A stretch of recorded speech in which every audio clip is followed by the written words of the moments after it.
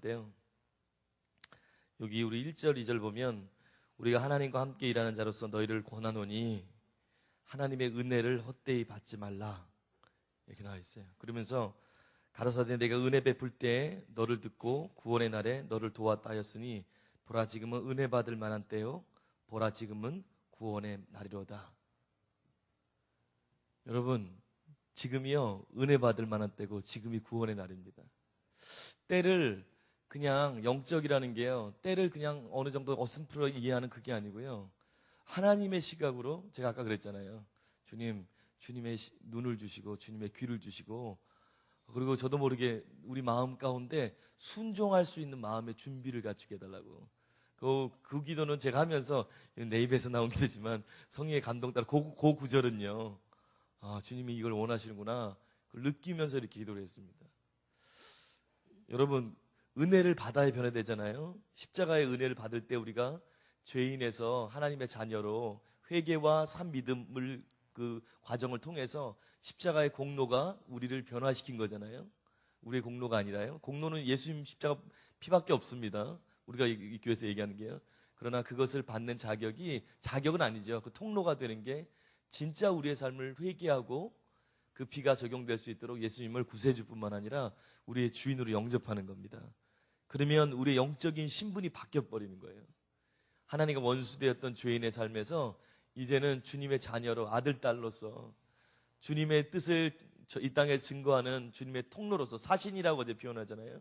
주님의 메신저로서, 대사로서의 우리의 삶이 바뀌는 겁니다. 소속이 완전히 바뀌는 거예요. 그리고 소속이 바뀔 뿐만 아니라 여러분 아시는 것처럼 성령님께서 계속해서 우리를 그 소속에 맞는 사람으로서 하나님이 우리를 부르심을 향해서 우리를 계속 밀고 있는 거예요. 하나님의 자녀가 되는 거예요, 신분적으로. 그리고 우리는 실제로 어느 정도 우리 중심이 바뀌었습니다. 그런데 거기서 멈추는 게 아니라 그냥 태어났다고 그 아이가 그냥 다 사람이 아니라 사람이잖아요. 근데 사람으로 자라가잖아요.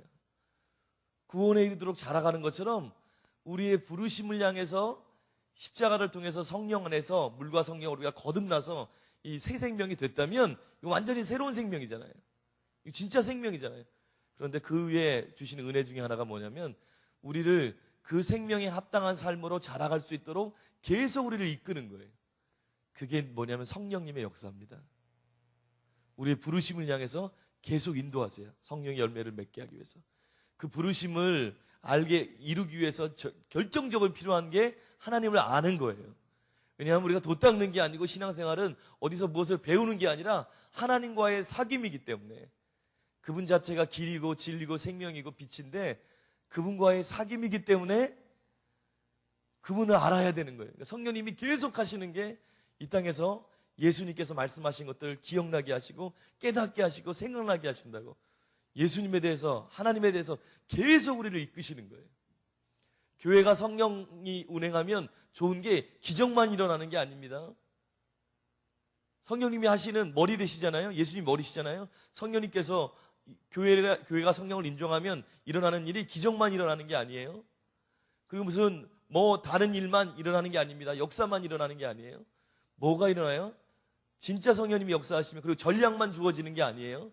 교회를 이렇게 이끌어라, 전략만 주어지는 게 아니고 기적만 주어지는 게 아니고 성령님이 교회 가운데 운행하시면 일어나는 일이 뭐냐면 사람들의 심령을 제대로 임하면, 제대로 우리가 열면, 너희가 마음을 열라고 그랬잖아요. 여기 우리가 모든 분야에 정말 성령님을 인정하기 시작하면 진짜 그 분야는 최종적인 일, 중심의 일, 그 옆에 기적이 일어남을 통해서 예수님이 하늘나라의 실제를 이 땅에 보여주셨던 것처럼 기적이 일어납니다. 그리고 하나님의 일은 우리의 지혜가 아니기 때문에 하늘의 전략들의 일을, 목회를 어떻게 해야 될지, 어떤 일을 해야 될지 전략이 임합니다. 그렇지만 그것이 중심이 아니에요. 진짜 중심이 뭐냐면 우리를 예수님께로 계속 인도하는 거예요. 그래서 교회가 성령님을 인정하지 않으면 그거는 너무너무 위험한 겁니다. 본질을 놓칠 수 있고 생명을 놓칠 수 있고 위험한 거예요. 진짜 성령님께서 역사하면 모든 분야에 일어나는 게 뭐예요? 우리를 예수님 사랑하도록 계속 이끌어야 되는 거예요. 여러분과 제가 성령으로 충만하면 어떤 일이 일어나냐면 기적도 일어나야 돼요. 지식도 생겨요. 영적인 안도 생겨요. 그런데 너희가 이 모든 것이 있어도 사랑이 없으면 소용이 없는 거죠. 왜냐하면 예수님 자체가 사랑이시잖아요. 우리 가운데 사랑으로 예수님께로 계속 인도가 있어야 되는 거예요. 그게 우리가 제대로 가고 있는 거예요. 성령님을 인정하는 것, 그건 너무 중요한 거예요. 그거를 통틀어서 얘기하는 게 뭐냐면 우리를 거듭나게 할 뿐만 아니라 우리를 우리의 부르심으로 본질로 예수님께로 계속 이끄는 것이 뭐냐면 그것이 은혜입니다. 여기 주님이 이렇게 말씀하세요. 너희가 은혜를 헛되이 받지 말라. 이게 무슨 말일까요? 은혜를 헛되이 받을 수 있다는 거예요. 그 성령님을 우리가 인정하잖아요. 우리 공동체가. 그 성령님께서 여러분과 저를 계속 이 본질적인 부분으로 그 외에 일어나는 역사뿐만 아니라 본질적인 부분으로 계속 우리를 밀고 나갑니다. 그런데 이것을 막을 수 있는 게 있어요. 그게 뭐예요? 자유의지가 이깁니다. 전 목사님께서 음성 들은 것처럼 자유의지가 이긴다. 무슨 소리예요? 성령님을 막을 수 있는 유일한 길은 우리입니다. 너희가 은혜를 헛되이 받지 말라. 은혜가 있어도 그게 마치 물을 붓는데 독이 깨져 있으면, 그릇이 깨져 있으면 계속 세잖아요. 세게 할 수 있는 요소가 있는데 그게 뭐냐면 성령님이 아무리 역사해 주셔도, 저도 마찬가지고 여러분도 마찬가지고, 우리가 할 수 있는 게 뭐예요? 우리 스스로 방해할 수 있는 거예요. 여러분, 누구죠? 인도의 선다싱은 너무너무 귀한 분이잖아요. 인도의 선장싱이 하나님의 도우심과 인간의 역할이란 글을 쓴 적이 있어요. 주님 앞에 묵상하면서. 거기에 보면 그런 예화가 나와 있어요. 많은 나사로의 무덤에서 주님이 하시잖아요. 근데 그걸 비유하면서 그렇게 얘기했더라고요. 주님이 무엇을 살리는, 죽은 자를 살리는 건 주님의 영역이잖아요. 우리 삶 가운데서 우리를 변화시키고 인도하시는 부분은 주님의 영역이에요. 주님이 변화시키는 거예요. 그런데 우리 보러 뭐라고 그래요? 우리가 동역해야 될 부분이 있어요. 돌을 옮겨놔라. 주님이 돌을 막 옮겨놓지 않으신다는 거예요. 돌을 옮겨놔라. 나사로가 나오면 너희 가서 수위를 풀어주어라.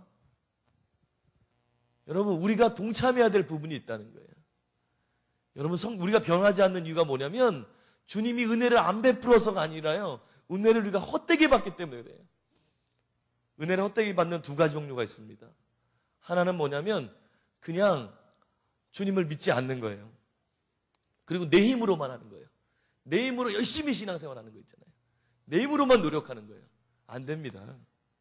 우리의 힘으로도 능으로도 되지 않고 오직 여호와의 신으로 된다고 스가랴에서 있는 것처럼 우리의 힘으로 변화되는 게 아닙니다. 신앙도 기도도 우리의 힘으로 하는 게 아닙니다. 우리의 열심으로 하는 거 아닙니다. 이게 은혜를 헛되이 받는 겁니다. 왜요? 그러면 성령님이 필요가 없거든요.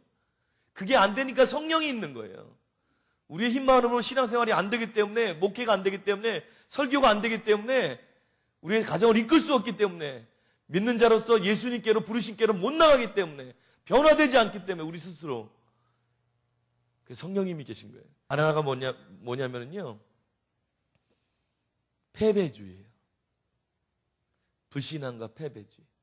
그게 뭐냐면 하나님이 나를 변화시킬 수 있도록 하나님을 믿지 않으면서, 실제는 동참하지 않으면서, 동역하지 않으면서 주님을 찾는 것 같은데 사실은 하나님 나를 변화시켜 보십시오.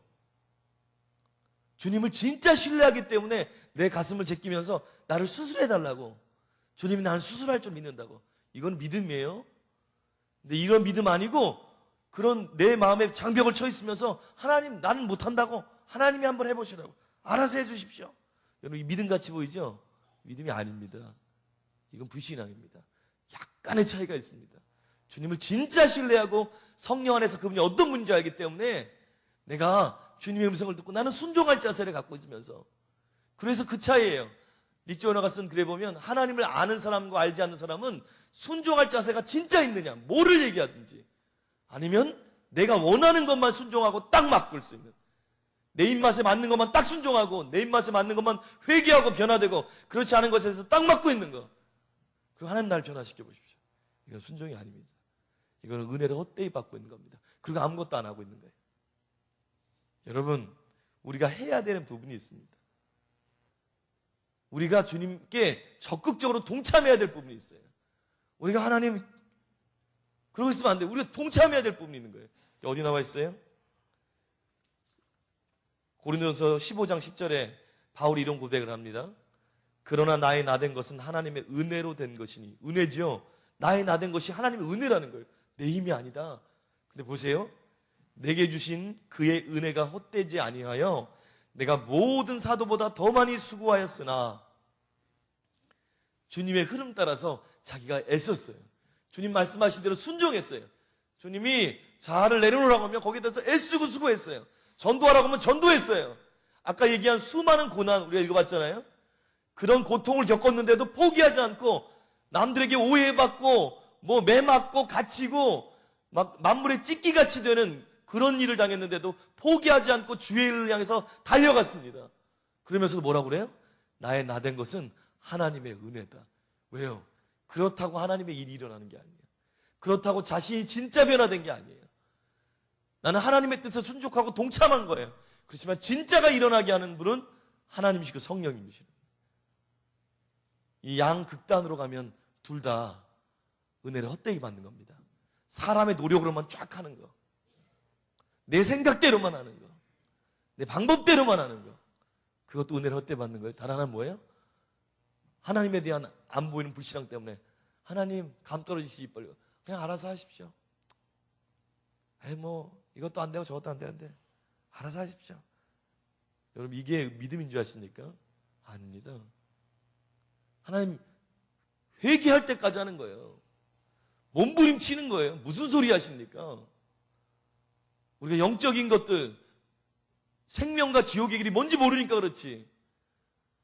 세상 일도 대학 떨어지면 재수하고 삼수도 하는데 무슨 일 하십니까? 우리를 향해서 영원한 가치가 있는 예수님을 향해 달려가는 건데 회개할 때 회개해야지. 왜 내 마음에 안 맞는다고 거기 멈추십니까? 하나님이 그거 해주실 줄 아세요?